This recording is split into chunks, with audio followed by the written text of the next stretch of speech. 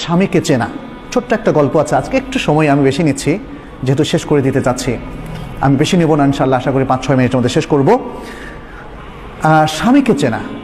স্ত্রীদের উচিত হচ্ছে স্বামী কি পছন্দ করেন, যেহেতু স্বামী আপনার প্রিয়জন, আপনি স্বামীকে কাউন্টার পার্ট হিসেবে দেখবেন না। তিনি আপনার প্রতিদ্বন্দ্বী নন। সুখী পরিবারের মধ্যে স্বামী হচ্ছে স্ত্রীর প্রিয়তম ব্যক্তি।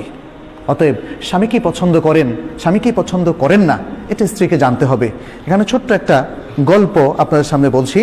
এই গল্পটা উল্লেখ করেছেন মাযেন আল ফুরাই। তিনি বলছেন, একজন স্বামী তার বন্ধুকে বলল যে আমি 20 বছর ধরে সংসার করছি, অথচ আমার স্ত্রীর মধ্যে আলহামদুলিল্লাহ এমন কিছু দেখিনি যা আমাকে রাগান্বিত করে।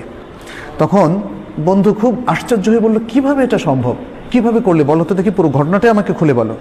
তখন স্বামী বললেন যে আমি যখন বিবাহ করলাম, প্রথম রাতে আমার স্ত্রীর কাছে গেলাম, তার দিকে আমার হাতটা একটু বাড়িয়ে দিলাম, সৌহার্দ্যের হাত, মমতার হাত বাড়িয়ে দিলাম। স্ত্রী আমাকে বলল, একটু ওয়েট করুন প্লিজ, আমি আপনাকে কিছু বলবো হে আবা উমাইয়া। আরবরা আবার আবু উমাইয়া মানে কুনিয়ার ধরে কথা বলে, আমাকে একটু কিছু কথা বলার সুযোগ দিন, বলে বলো। তখন স্ত্রী শুরু করলো যেভাবে, যেমন বলল আলহামদুলিল্লাহ ওয়াসসালাতু ওয়াসসালামু আলা রাসূলিল্লাহ, ছোট্ট খুতবা দিয়ে শুরু করলো। বলল আমি আপনার কাছে এমন একজন অপরিচিত মহিলা, আমাদের বিবাহবন্ধন হয়েছে আজকে প্রথমবারের মতো আমাদের সাক্ষাৎ হচ্ছে, সুতরাং এখনও তো পরিচিতি আমাদের ফুল হয়নি। আমি জানি না আপনার কি আখলাক, আমাকে আপনি বলুন যে আপনি কি পছন্দ করেন, তাহলে সেটি আমি করব, আর আমাকে বলুন আপনি কি অপছন্দ করেন, তাহলে সেটি আমি বর্জন করব। এভাবে এতটুকু কথা বলে তিনি কি বললেন, যেটা আমরা খুতবায় বলি, আকুলু কাউলি হাদা ওয়া আস্তাগফিরুল্লাহ লি ওয়া লাক। আমি আমার এই কথাটা আপনার সামনে পেশ করলাম, আর আপনার জন্য আমার জন্য আল্লাহর কাছে আমি ইস্তেগফার করছি। সুবহানাল্লাহ। অনেকে হয়তো বলবেন, আরে এটা তো দেখি ওয়াজ করতেছে বাসর রাতে, এটা তো অস্বাভাবিক রকম লাগতেছে। বাসর রাতে আমরা শুনি অন্যরকম সোহাগী কথাবার্তা, যেটা সাহিত্যের মধ্যে, গল্পের মধ্যে, উপন্যাসের মধ্যে আমরা পড়ি।